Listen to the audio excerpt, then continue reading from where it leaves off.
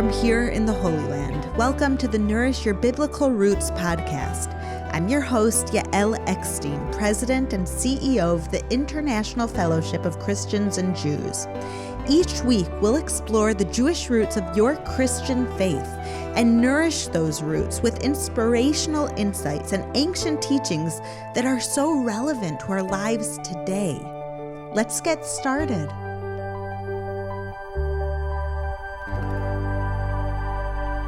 Today, we'll be taking a closer look at the Jewish high holidays. If you've listened to my podcast in the previous years, you know that we start off the Jewish year usually in or around September or the beginning of October with a series of holidays in close succession known as the High Holy Days. The first holiday we start with this year and every year is Rosh Hashanah, which means the head of the year, and it's the Jewish New Year, followed by Yom Kippur, which means the Day of Atonement.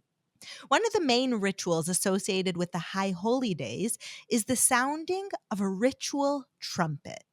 We read in Numbers 29:1, "On the first day of the seventh month, hold a sacred assembly and do not do regular work. It's a day for you to sound the trumpets." In the original Hebrew, we see that the word trumpets is not just any trumpet, but a shofar, a curved horn made from a kosher animal, usually a ram's horn. One can use any kosher animal except a cow because of the sin of the golden calf, although the most traditional choice is a ram's horn.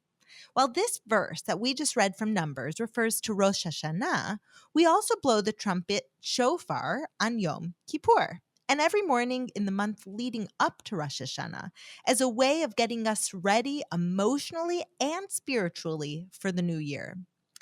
On the podcast today, we will explore why we use a shofar to prepare ourselves for the new year and how its many sounds are a call to improve ourselves, a call to repent, and a turning to God of our hearts during these holy days. The sound of the shofar is so important that it was sounded at Mount Sinai. It was blasted as the children of Israel entered the land of Israel, and it set out to capture Jericho. It was used in the temple services, and it will be used to herald in the final judgment day. For me, the blasts of the shofar are the sounds of Rosh Hashanah and Yom Kippur, just as those shofar blasts have been sounded thousands of years. Join me today as we learn the symbolism and messages of the shofar and how its sounds should be reverberating in our heart, in our soul, and in our daily lives. My favorite place to spend the month leading up to Rosh Hashanah, the Jewish New Year, is in a neighborhood in central Jerusalem called Nachlaot. The neighborhood is tightly packed with narrow stone streets and a synagogue every 20 yards or so.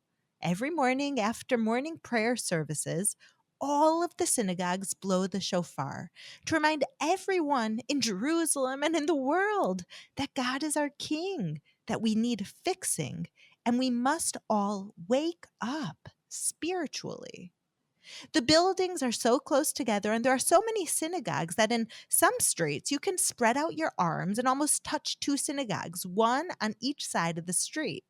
Because every synagogue finishes their services a few minutes faster or slower than another, you can hear the shofar being blown in the morning every few minutes. The orchestra of long and short blasts echoing off the close stone walls and narrow alleyways is something that you can feel tangibly in the air. And I feel the cry of the shofar down to my soul when I walk through these streets of Jerusalem, the blasts reaching the deepest part of my being. This symphony of sounds is a prelude to the shofar blowing that will take place on Rosh Hashanah and Yom Kippur, and are made up of combinations of 3 different types of blasts. Each one has a specific purpose to help us prepare ourselves for the upcoming holidays. The blasts of the shofar is the language of our soul.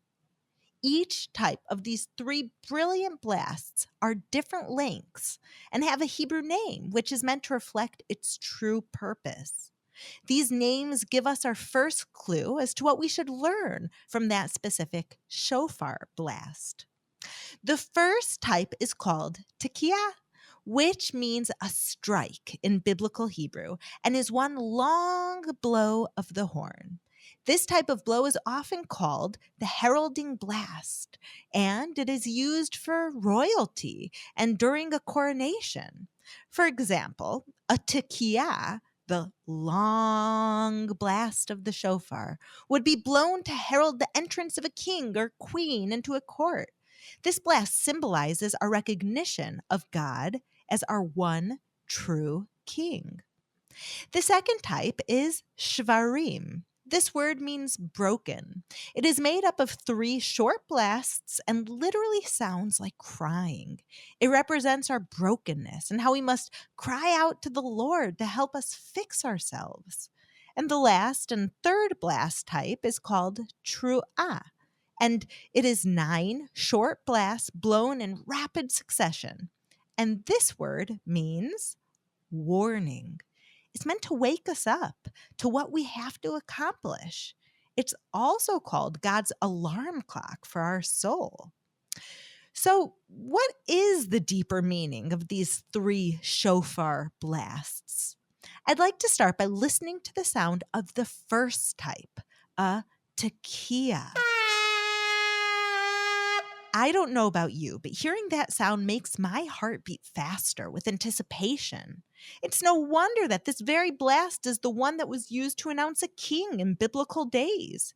And according to Jewish tradition, it will also be used to proclaim the final judgment day in Messianic times. By starting with the blast that heralds and announces the coronation of a king, we are starting off our services by declaring to ourselves and everyone around us that the Lord is our King. Hashem hu hamelech, as we say in Hebrew, and we hold no higher king than him. Our tradition teaches us that the month before Rosh Hashanah, and on the New Year day especially, our King of Kings, the Lord, figuratively leaves his palace and becomes like a king in the field. In Hebrew, we call this Hamelech Bisadeh. Hamelech means the king, and Bisadeh means in the field. In the month before Rosh Hashanah, and on the day of Rosh Hashanah, the first day of the new year, Hamelech Bisadeh, the king is in the field. But what does this exactly mean? How hard would it be to see a king in his palace? Let's think about this. Imagine we lived during the times when royalty ruled our country. How would we be able to ask the king for help? The first step might be sending maybe a delegation to the palace with a present. Next, you would need to make a trip to get to his palace. When you arrive at the palace, you would probably first meet with a secretary or a minister. You would probably have to get them a present too. You might have to repeat this process several times till you could even think about meeting with the king. And then, if you please the court officials, only then would they let you go to court. At court, there would be protocols as to when and how a petition could be presented. Can you think of doing all those steps every time you needed help? And now, instead of doing all those steps to talk to the king, imagine that the king came to your town. Imagine that he's traveling in your countryside.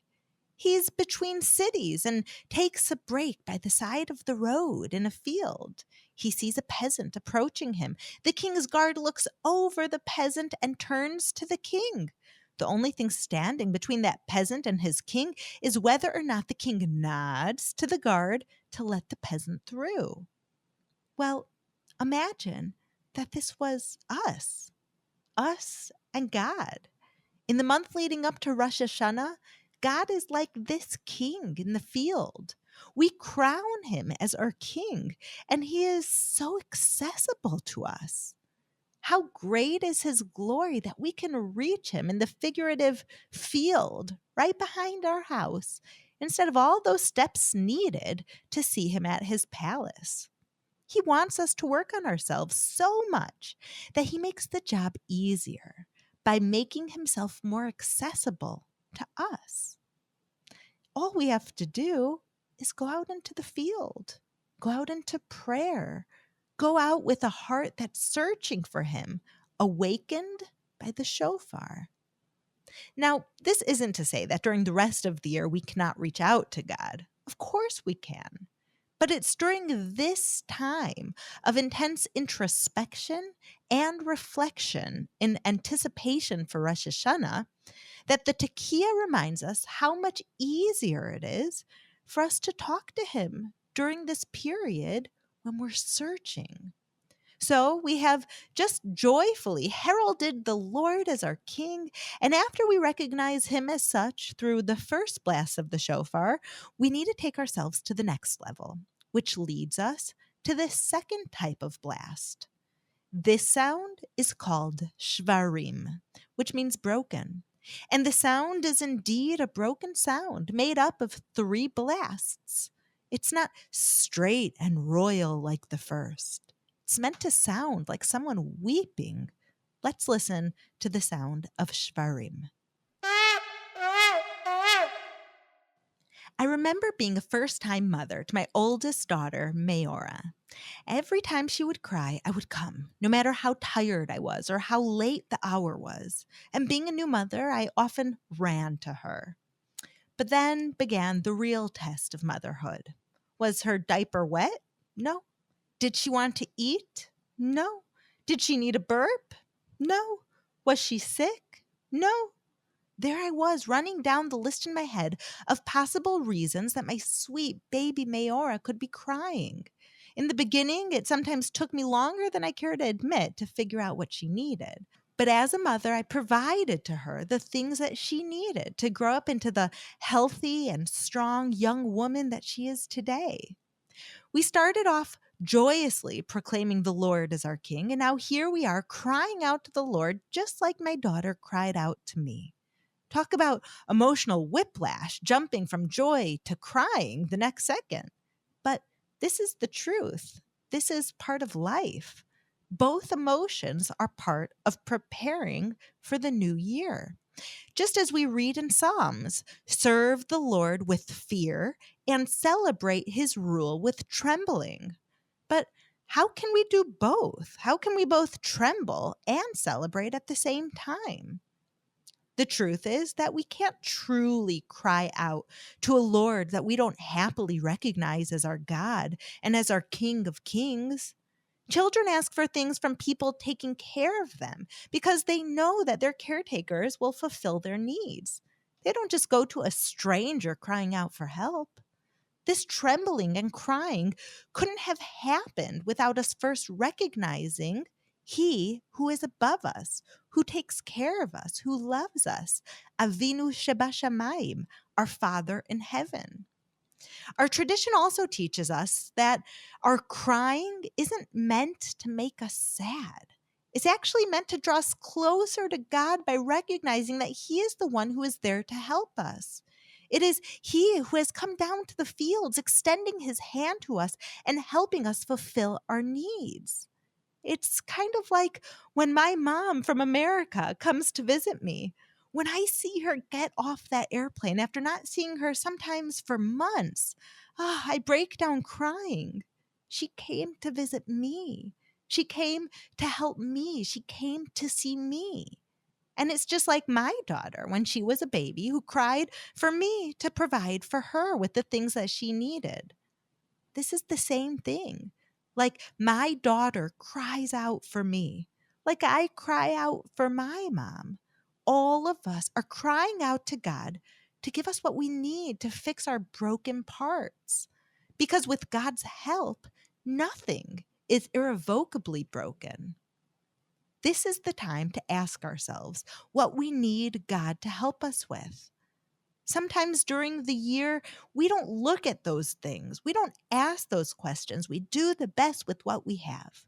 Now is the time for introspection, which means, yes, I'm doing the best with what I have, but what could I ask God for to help me do things better, to feel more complete, to feel more full?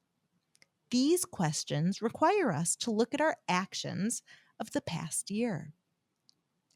When I hear the cry of the shofar, I ask myself, did I do my part this past year? Have I helped as many people as I could have? How can I go forth in this coming year and do better in the world? Do better in my life? Do better for my family? Do better for everything that I care about? And then I turn my heart up to God and I ask Him for the help to do even more. I can only ask this of Him because I've recognized that He is above me and that I can't do it alone and that I need His help to fix parts of myself. Whether it's having more patience, having less anger, being kinder, talking nicely, calling family members, or reaching a hand out to the elderly that we try to close our eyes to. All of these are things that God can help us with. So, with the first two types of the shofar blast, we have number one, heralded God as our king. Number two, cried out for Him to help us. And now we're on to number three. Now we will take the last step in the lessons that the shofar is teaching us with the last type of blast, the rapid fire sound of the Teruah. Let us listen to the Teruah blast of the shofar before we dive into its meaning. The 9 forceful blasts of what is sometimes called God's alarm clock would certainly wake up even the most deeply asleep. And that's the exact point of this shofar blast, the Teruah. We declared God as our king, then we asked for His help, and now we must wake up from the slumber that we have been in and make the most of the time and help that we are given. In the Song of Songs, we read, I slept, but my heart was awake. Listen, my beloved is knocking. Open to me, my sister, my darling, my dove, my flawless one. My head is drenched with dew, my hair with the dampness of the night. How beautiful is Shir Hashirim, the Song of Songs. This is a great description of how we need to be woken up by the shofar. In the morning, our alarm clock is going off, but our pillow is still so soft and our blanket so comfortable, it's natural to want to snuggle in and not get up. We might say to ourselves, just 15 more minutes. But no, every moment we have is precious. We can't waste even those 15 minutes. God has woken us up. He is here to help us, and we must overcome that desire to stay in bed, to stay in our ways, to stay in what's comfortable. Instead, we must face the day and our year with the determination to put into action the steps that we need to fulfill our purpose and to make ourselves the most perfect versions of ourselves. Every year, getting a little better, a little deeper, a little closer to God. We take it step by step. But if we're not taking that step to wake up, we're staying asleep. God is our beloved in the Song of Songs, and He is knocking on our door to wake us up. We must run to open that door. In Psalms 89:16, we read, Ashrei ha'am yed'ei tru'ah, which means, happy are the people that know the sound of the tru'ah. Happy are the people that know the sound of the tru'ah. Remember, tru'ah is the sound that we're talking about now, that alarm clock sound that the shofar makes. Not everyone is happy to be woken up, but surely we are happy to know our purpose and to be determined to work towards it. Those who let themselves hear the sound of God's alarm clock will awaken to a more God-centered life. It may be more demanding than sleeping through our days, but ultimately it leads to a more meaningful and richer life, which brings us and others joy through our service to God. I think about it like this. When I'm driving in my car, I have a decision. I can listen to a Bible class or I can listen to the radio.